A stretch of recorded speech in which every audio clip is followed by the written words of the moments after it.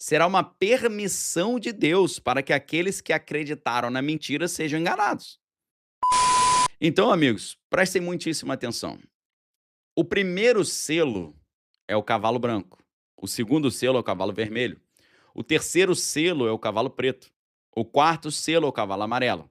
O quinto selo são as almas dos mártires clamando por justiça. E o sexto selo é o abalo cósmico e o terror dos ímpios. Aí tem um interlúdio, que são os 144 mil selados e a grande multidão. E tem o sétimo selo, que é o silêncio no céu, incenso e orações e o início das trombetas. Ou seja, hoje nós iremos estudar em profundidade o primeiro selo, que envolve o cavalo branco. O que significa esse primeiro selo do livro do Apocalipse? Qual é a relação com o anticristo e qual é a relação com a geopolítica? E aqui eu vou falar algo muito sério para vocês. Preste muita atenção no que eu vou falar agora. Nós temos várias pessoas muito qualificadas no mundo inteiro falando sobre geopolítica. Pessoas com uma formação incrível, pessoas que estudaram nas universidades mais renomadas do planeta Terra, nas Ivy League, né, Princeton, Yale, Harvard e por aí vai. Mas é muito raro você ter um especialista profundo em geopolítica que também vai conectar a geopolítica com a Bíblia. Meus amigos, a coisa mais legal que você pode fazer hoje, e eu tô te dando um incentivo, eu tô te botando uma pilha aqui. A coisa mais legal que você pode fazer hoje é conectar os eventos geopolíticos que estão acontecendo no mundo, conectar com uma análise profunda, baseada numa robusta bibliografia, e conectar isso com a Bíblia, com o que a Bíblia já fala sobre o cenário do final dos tempos. Então a gente vai fazer isso agora, eu tenho certeza que vocês vão gostar, porque é um estudo bem interessante. Portanto, meus amigos, nessa aula de hoje, a gente está vendo, com esse protótipo de um acordo de paz no Oriente, o primeiro selo sendo aberto. É claro que são 21 coisas para a gente estudar, já que são 7 selos, 7 trombetas e 7 taças. Mas hoje, a gente pelo menos vai mergulhar profundamente no primeiro selo do livro do Apocalipse, o cavalo branco, que envolve o quê? Envolve a conquista, né? Então, o cavalo branco, ele envolve uma conquista, né? Porque o cavalo está cavalgando para conquistar, mas é uma conquista que não vai exigir guerra. É uma conquista que vai acontecer a partir da paz. É uma conquista que vai acontecer mais através de uma dominação, preste muita atenção, ideológica e tecnológica. Não vai haver uma guerra aberta. Inclusive, muito pelo contrário, vai ser uma conquista muito semelhante àquilo que na Inglaterra foi chamado de Revolução Gloriosa. Você já ouviu falar na Revolução Gloriosa no contexto eh, no contexto da história da Inglaterra? É interessante pra caramba. O que que foi a Revolução Gloriosa? A Revolução Gloriosa aconteceu na Inglaterra em 1688, marcou a queda do rei Jaime II, que era católico, e a ascensão ao trono do Guilherme III de Orange, né, que era protestante, com a sua esposa Maria II, filha do Jaime. Esse episódio foi decisivo para consolidar a monarquia constitucional lá no, lá no Reino Unido. Agora, por que a Revolução Gloriosa recebeu esse nome? Essa que é a grande pergunta. Por que que essa revolução foi gloriosa? Ah, porque os, né? Na verdade, meus amigos, a Revolução Gloriosa, ela ganha esse nome porque foi considerada uma mudança política profunda, mas que não envolveu derramamento de sangue. Sem grandes conflitos, não houve derramamento de sangue. Ou seja, foi uma revolução construída sem guerra. Algo raro numa época marcada por várias guerras civis e execução de reis. Então, meus amigos, quando eles derrubaram o rei absoluto, né, o Jaime II, sem guerra, e restauraram e fortaleceram as liberdades civis e religiosas, e sobretudo instituíram um novo modelo de governo baseado nas leis e no parlamento, sem destruir o Estado e sem derramamento de sangue, eles falaram: nossa, que maravilha, veio a solução para o problema sem guerra. O primeiro selo, meus amigos, é exatamente isso. Nós estamos falando sobre uma falsa paz, uma paz aparente. É uma paz e uma conquista que envolve uma conquista ideológica, tecnológica, vai envolver, já conectando a Bíblia com a geopolítica e a ciência, biotecnologia, inteligência artificial, controle digital. Ou seja, na prática, o primeiro selo, que é o cavalo branco, que ele tem um arco, mas não tem flecha no arco, significa que ele tem poder de guerra, mas ele não vai guerrear, significa uma paz aparente, uma conquista ideológica e tecnológica e a consolidação de um governo tecnocrático. Consolidação das moedas digitais soberanas, né, agora as stablecoins, substituindo as CBDCs, significa um contexto de vigilância em massa e um discurso de salvar o planeta e trazer paz e segurança como justificativa. Perfeito? Mas é claro que depois do cavalo branco vem o cavalo vermelho, que aí já é uma guerra generalizada. Então, nós estamos no momento, quanto mais se falar em paz e segurança no Oriente Médio, mais uma guerra generalizada está sendo formada no horizonte, ok? Se você não tem a capacidade de fazer o link entre o cenário geopolítico, a história, a geografia, a sociologia, a antropologia, a filosofia política e por aí vai. Se você não tiver capacidade de conectar isso tudo com a Bíblia, você não vai entender que quando falar em paz é aí que está vindo o grande problema, ok? Então, eu quero te convidar nesse momento a gente mergulhar profundamente nesse primeiro selo, ok? Primeiro selo, a gente vê Apocalipse 6, 1 e 2 diz: E olhei quando o cordeiro abriu o primeiro dos 7 selos, e vi, eis um cavalo branco, e que estava montado, e nele tinha um arco, foi-lhe dado uma coroa, e saiu vencendo para vencer. Ou seja, enquanto o capítulo 5 do livro do Apocalipse mostra o cordeiro, que é Cristo, recebendo o rolo selado, é, é o próprio Cristo que abre os selos. E isso é crucial. Por quê? Os juízos que se seguem não são um caos fora do controle, mas acontecem como uma coisa coordenada pelo Cordeiro. E é por isso que eu repito: o Apocalipse são 21 punições contra os poderosos rebeldes do mundo que preferiram se aliar ao mal do que ao bem. Devido a isso, Deus está lançando as punições. Cristo lança as punições e é ele que abre os selos.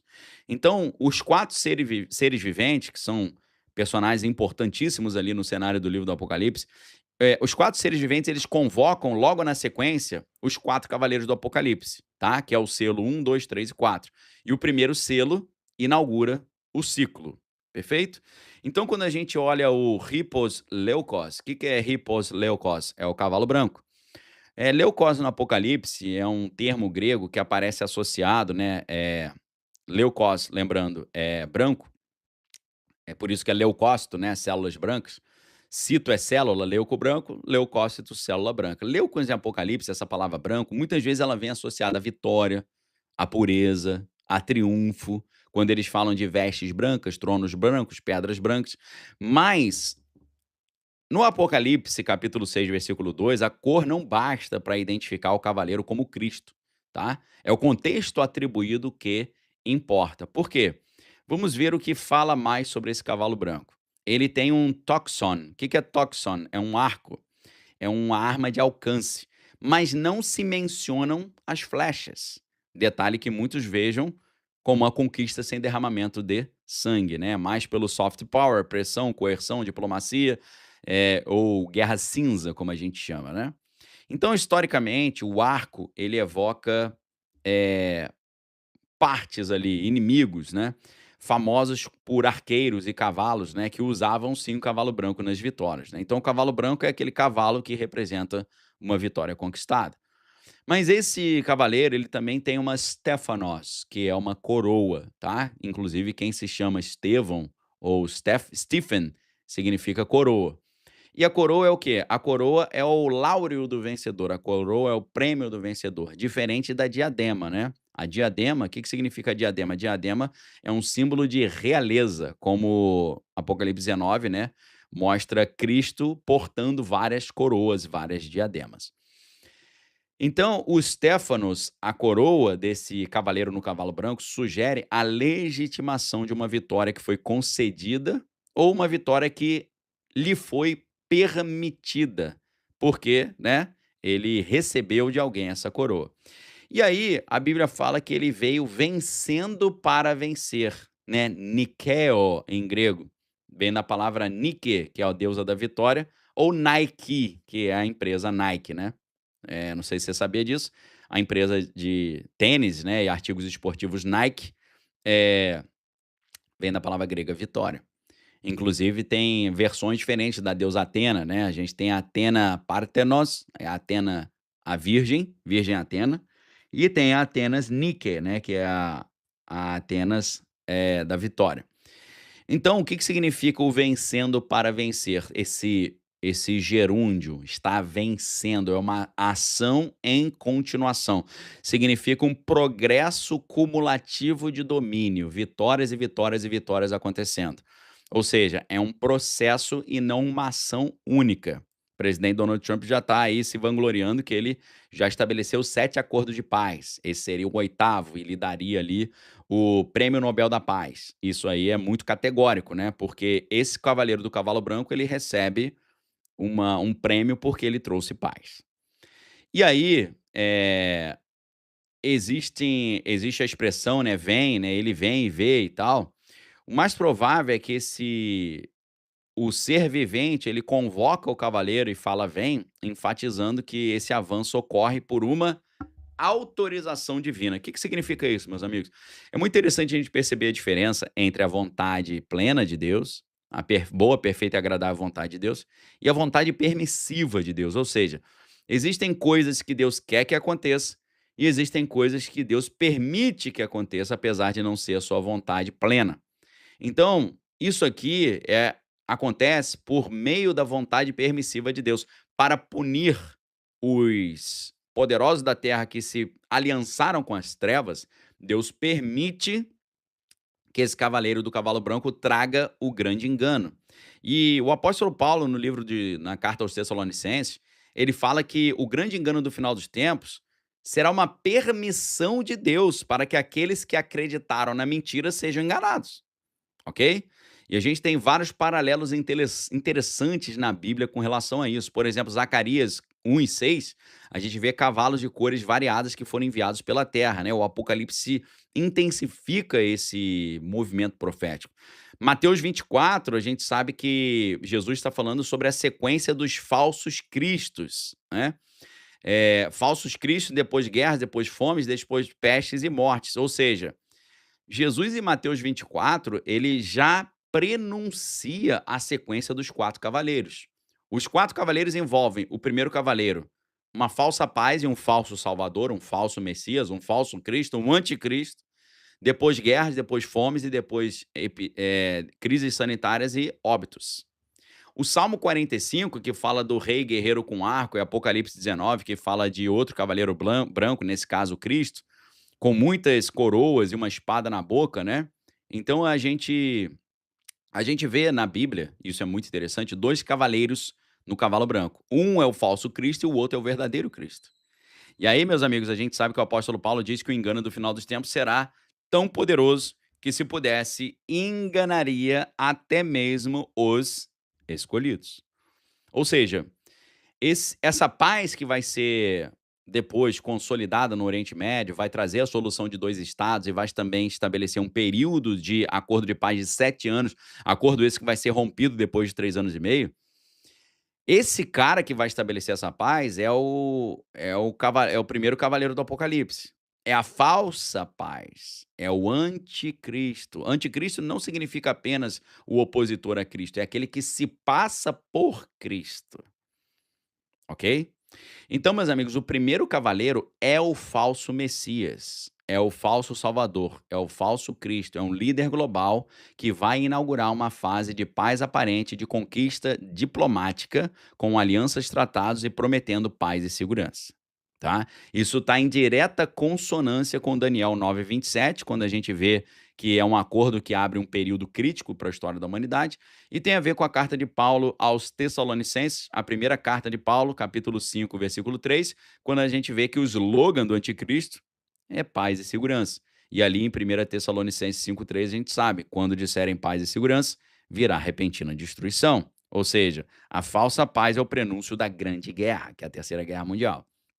Ou seja, eh, existe também uma certeza de que esse cavaleiro vai enganar boa parte da humanidade.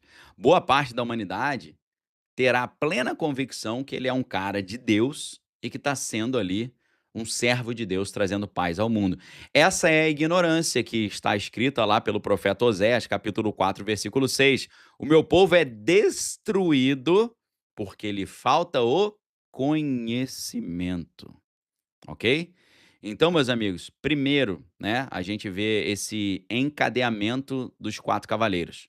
Primeiro, uma conquista branda ideológica, né, que é a falsa paz, onde você tem o advento do filho da perdição, que é o anticristo, e isso produz depois uma guerra aberta, que é o segundo selo, o segundo cavaleiro, que leva a fome e ruptura econômica, caos econômico total. Isso desemboca em grandes mortandades e crises sanitárias. E é o mesmo desenho que a gente vê nos anúncios de Cristo em Mateus 24. Primeiro, falso Cristo, depois guerras, depois fomes, depois pestes, tá? Então, amigos, se a gente olha num cenário, geopolítico isso, como é que isso vai se acontecer, significa que esse cavaleiro do cavalo branco, ele vai trazer legitimidade moral e uma narrativa de paz e salvação. O arco sem flecha para coerção de longo alcance de baixo custo de conflito é exatamente isso, né? A coroa, a Stéphanos, significa um mandato concedido. Concedido por quem? Pelas nações ou por um coletivo de nações, né? E o gerúndio, né, o vencendo, descreve uma captura institucional gradual. Devagarinho ele vai assumindo esse poder.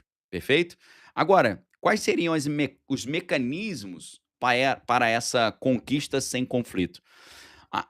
Primeiro, uma arquitetura jurídica internacional, ou seja, tratados emergenciais, sanitários, climáticos, cibernéticos que prevalecem sobre as leis nacionais em condições declaradas. Ou seja, você já vê a Organização Mundial da Saúde querendo assumir o controle da gestão sanitária dos países no caso de uma nova crise sanitária. Além disso, um outro mecanismo de implementação dessa conquista sem conflito: infraestrutura digital de comando e controle. É claro que não é por outro motivo que a gente vê hoje ser falado no mundo inteiro sobre implementação de identidade digital nacional, implementação de uma identidade digital global, as moedas digitais centralizadas, as CBDCs, as Central Bank Digital Currencies, todas interconectadas no mundo. A gente vê a ideia de um compliance algoritmo, né, o blockchain sendo usado para registrar todas as transações, e também capacidade, devido à identidade digital e à substituição do dinheiro físico pelo dinheiro digital, capacidade de sancionar indivíduos e setores em tempo real, beleza? Além disso, estabelecimento de padrões técnicos e regulatórios, por meio de fóruns e consórcios de tecnologia de clima, definindo normas que o mercado vai ter que obedecer por padrão.